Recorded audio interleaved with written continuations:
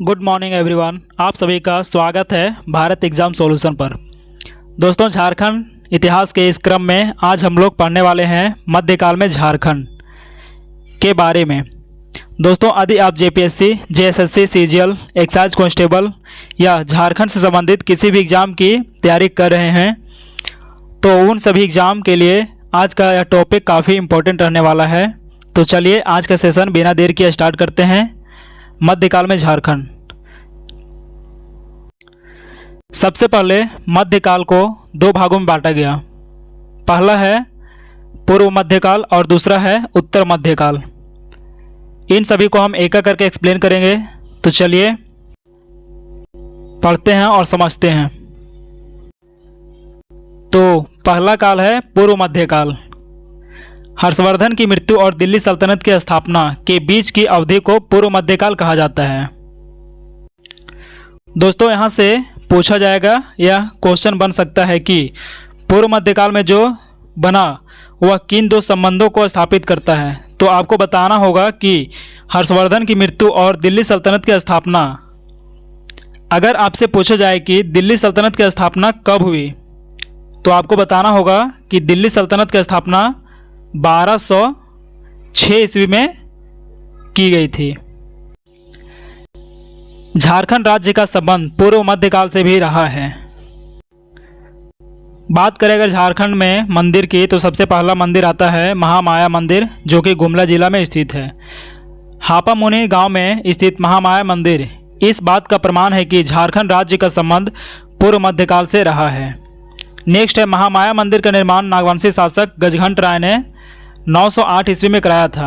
यहाँ से एक सवाल बन सकता है कि महामाया मंदिर का निर्माण किस नागवंशी शासक ने बनाया था। तो आपको बताना होगा कि महामाया मंदिर का निर्माण गजघंट राय के द्वारा किया गया था। नेक्स्ट है सियानाथ देव के द्वारा इसमें विष्णु की प्रतिमा स्थापित की गई थी। मंदिर का निर्माण अगर बोले तो गजघंट राय ने किए थे, और अगर इसमें प्रतिमा स्थापित की बात की जाए तो वो किसने किए थे, तो सियानाथ देव के द्वारा प्रतिमा स्थापित किया गया था। ये चीज़ आपको समझना होगा। इस मंदिर का प्रथम पुरोहित द्विज हरिनाथ नामक मराठा ब्राह्मण था। यह गजघंट राय का धार्मिक गुरु था। नेक्स्ट है टांगीनाथ का मंदिर गुमला। झारखंड में गुमला जिला में स्थित टांगीनाथ मंदिर, यह मंदिर गुमला जिला में अवस्थित है। इस मंदिर का निर्माण इसी काल में हुआ है। छिन्नमस्तिका शक्तिपीठ।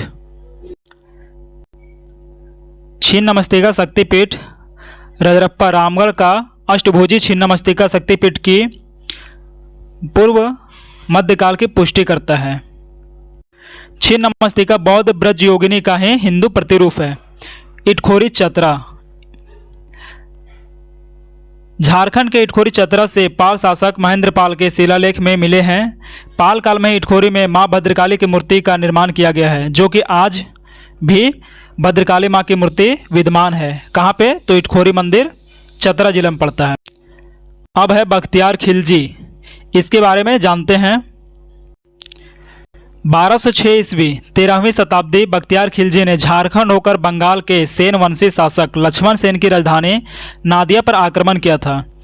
दोस्तों, यहाँ से भी एक सवाल बन सकता है कि 1206 ईस्वी में बख्तियार खिलजी बंगाल के शासक लक्ष्मण सेन पर जब आक्रमण किया था तो कहाँ से किया था और किस जगह किया था, तो वो आपका हो जाएगा नादिया पर। गुलाम वंश के इल्तुतमिश और बलबन के समय झारखंड के इनके प्रभाव से मुक्त था, क्योंकि उस समय का नागवंशी राजा हरिकर्ण प्रभावशाली और शक्तिशाली हुआ करता था। नेक्स्ट है अलाउद्दीन खिलजी। अलाउद्दीन खिलजी ने 1310 ईस्वी में अपने सेनापति छज्जू मलिक को नागवंशी राज्य पर विजय प्राप्त करने हेतु भेजा था। अलाउद्दीन खिलजी के सेनापति छज्जू मलिक ने नागवंशी शासक को कर देने के लिए विवश किया।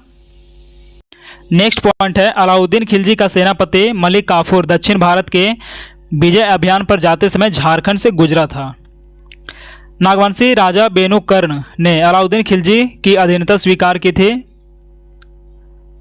नेक्स्ट है मोहम्मद बिन तुगलक। तुगलक वंश के शासक मोहम्मद बिन तुगलक का सेनापति मलिक बया हजारीबाग क्षेत्र में चाय चंपा तक आ पहुंचा था, जबकि संथाली स्रोत के अनुसार यह आक्रमण इब्राहिम अली के नेतृत्व में हुआ। इस आक्रमण के दौरान इब्राहिम अली द्वारा बीघा के किले पर अधिकार के बाद संथाल लोग अपने सरदार के साथ यहां से भाग गए।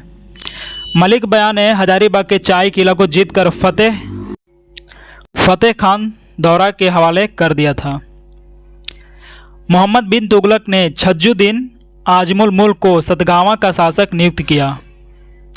अगर यहाँ से देखा जाए तो आपको पूछ दिया जा सकता है कि सतगावा का शासक नियुक्त किया गया था किसको और किसके द्वारा, तो आपको बताना होगा मोहम्मद बिन तुगलक ने छज्जुद्दीन आजमुल मुल्क को सतगावा का शासक नियुक्त। तुगलक काल के काल में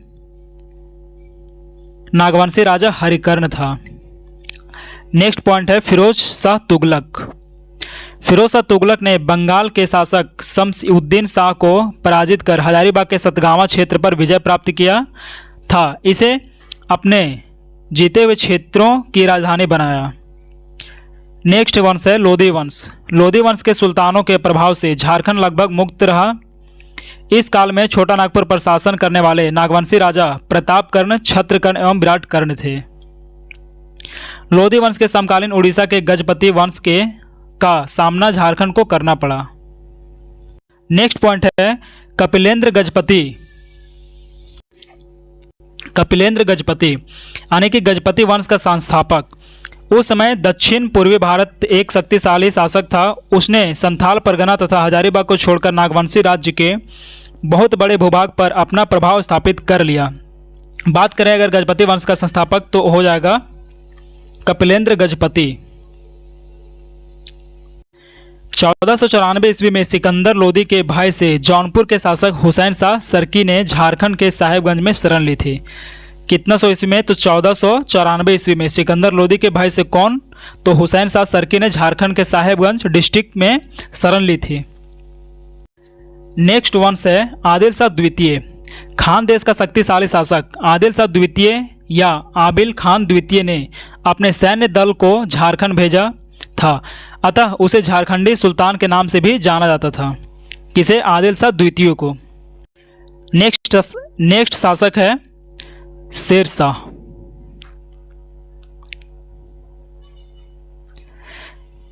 शेर शाह ने मुगलों के विरुद्ध संघर्ष के अपने विभिन्न अभियानों में झारखंड क्षेत्र का प्रयोग किया था। 1534 से 1537 ईस्वी के अपने बंगाल अभियान के दौरान शेर शाह झारखंड से होकर गुजरा था। इस अभियान के दौरान शेर शाह के पुत्र जलाल खां, शेर शाह का पुत्र का क्या नाम था, तो जलाल खां ने तेलियागढ़ी राजमहल क्षेत्र की नाकाबंदी की थी। शेर शाह बंगाल अभियान के दौरान मुगलों को चकमा देकर राजमहल झारखंड के रास्ते से रोहतासगढ़, कहाँ? रोहतासगढ़, तथा 1538 ईस्वी में रोहतासगढ़ के किले पर अधिकार कर लिया। शेर शाह के शासनकाल में झारखंड में शाही सिक्कों का प्रचलन तेज हुआ। झारखंड में इस मुस्लिमों के प्रवेश का मार्ग प्रशस्त करने का श्रेय शेर शाह को ही जाता है। नेक्स्ट पॉइंट है 1538 ईस्वी में शेर शाह के सेनापति खवास खान ने दरिया खां के साथ मिलकर चेरो महाराजा महारथ चेरो को परास्त कर श्याम सुंदर नामक एक हाथी प्राप्त किया था। 1539 में चौसा के युद्ध में शेर शाह ने मुगल शासक हुमायूं को पराजित कर रोहतास से बीरभूम तक अपने साम्राज्य का विस्तार किया। इसके बाद लगभग 35 वर्षों तक राजमहल क्षेत्र पर शेर शाह व उनके वंशजों का अधिकार रहा। नेक्स्ट शासक है हुमायूं। मुगल अफगान संघर्ष 1530 से 40 ईस्वी के दौरान एक बार हुमायूं भुरकुंडा हजारीबाग तक आ पहुंचा था। अगला शासक का नाम है अकबर। झारखंड के संदर्भ में अकबर के शासनकाल को दो भागों में विभक्त किया जा सकता है। शासनकाल का पूर्वार्ध 1556 से लेकर के 1576 ईस्वी एवं शासनकाल का उत्तरार्ध की अगर बात करें तो 1576 ईस्वी से लेकर के 1605 ईस्वी। अकबर ने अपने शासनकाल के पूर्वार्ध में झारखंड क्षेत्र में सक्रिय अफगानों पर विजय प्राप्त किया तथा उत्तरार्ध में क्षेत्रीय राजवंशों पर शासन स्थापित किया। अगला बिंदु है अकबर के शासनकाल का पूर्वार्ध अफगानों पर विजय।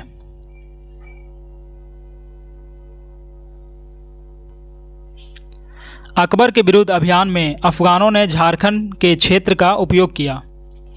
1575 ईस्वी के टकरोई की लड़ाई में के बाद 1575 ईस्वी टकरोई की लड़ाई के बाद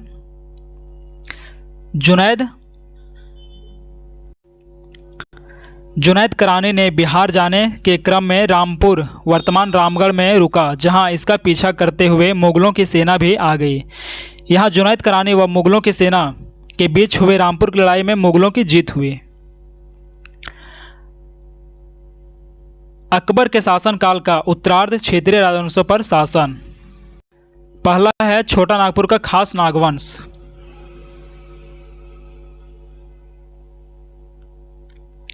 अकबर नागवंशों की राजधानी कोकरा या खुखरा को अपने नियंत्रण में लेना चाहता था। इसका प्रमुख कारण दक्षिण भारत जाने हेतु या युद्ध में इस क्षेत्र का उपयोग, सामरिक कारण साम्राज्य विस्तार, राजनीतिक कारण इस क्षेत्र की आर्थिक समृद्धि, आर्थिक कारण आदि थे। अकबर ने 1585 ईस्वी में शाहबाज खां को झारखंड पर विजय प्राप्त करने हेतु भेजा था। अकबर ने झारखंड पर विजय प्राप्त करने हेतु किसको भेजा था? तो शाहबाज खान को। इस युद्ध में नागवंशी शासक मधुकरण शाह की पराजय हुई तथा मधुकरण शाह ने वार्षिक मालगुजारी देना स्वीकार किया।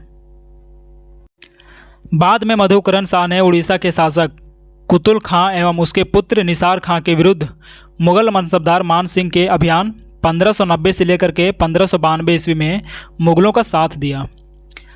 दूसरा वंश है पलामू का चेरो वंश।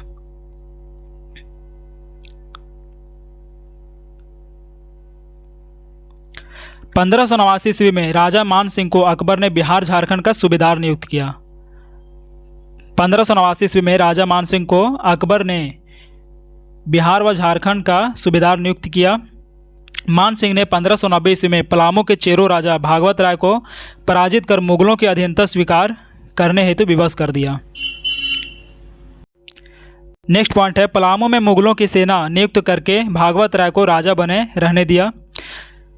1605 ईस्वी में अकबर की मृत्यु के बाद चेरों ने मुगलों की सेना को मार भगाया तथा पलामू पर पुनः अपनी सत्ता स्थापित कर ली। नेक्स्ट वंश है सिंहभूम का सिंह वंश। सिंहभूम का सिंह वंश।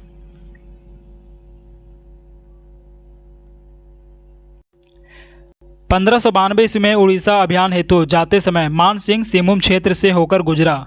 इस समय सिंहभूम के पोरहाट में सिंहवंशी राजा रंजीत सिंह का शासन था। मान सिंह ने इस दौरान रंजीत सिंह को मुगलों की अधीनता स्वीकारने हेतु विवश कर दिया तथा उसे अपने अंगरक्षक दल में शामिल कर लिया। 1592 ईस्वी में ही मान सिंह ने राजमहल साहेबगंज को बंगाल की राजधानी बनाया। मान सिंह ने परकोटा व महल वाले नगरों का संयुक्त रूप से अकबर नगर नामकरण किया। नेक्स्ट वंश है मानभूम व हजारीबाग के राजवंश।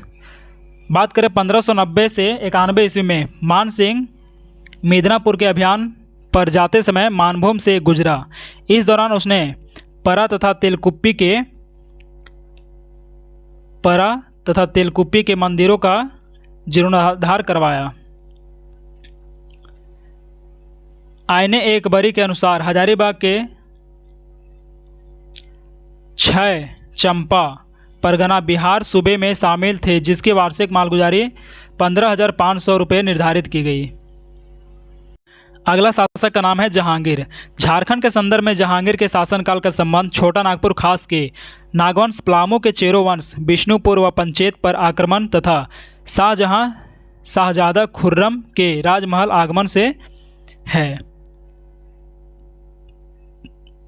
इसके शासनकाल में कुछ नागवंश इस प्रकार दिए गए हैं। पहला है छोटा नागपुर खास का नागवंश।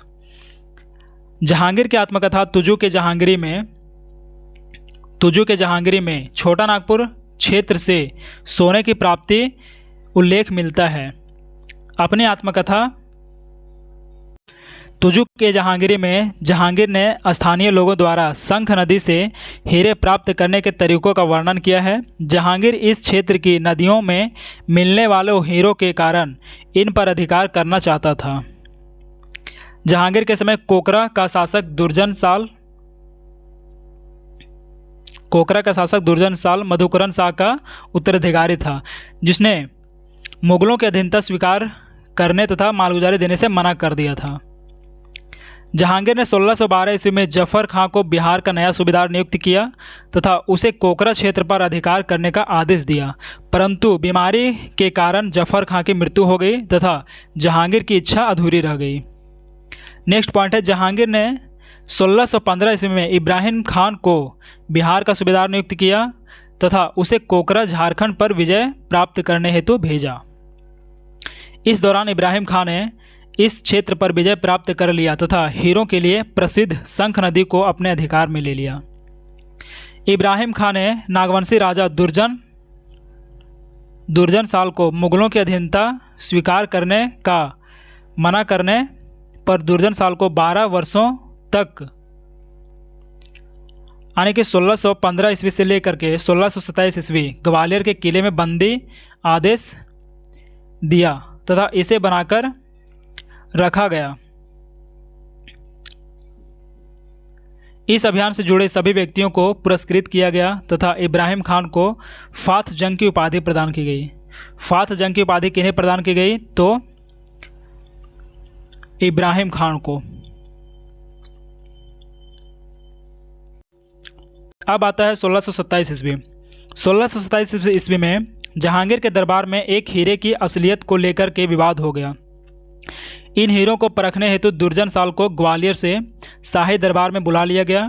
दुर्जन साल द्वारा हीरे की पहचान कर लेने के बाद जहांगीर ने खुश होकर दुर्जन साल को शाह की पदवी प्रदान करते हुए मुक्त कर दिया तथा उसका राज्य वापस कर दिया। इसके बदले दुर्जन साल ने मुगल शासक जहांगीर को 6000 रुपये वार्षिक कर देने का स्वीकार किया। दोस्तों, आज का वीडियो यहीं समाप्त होता है। उम्मीद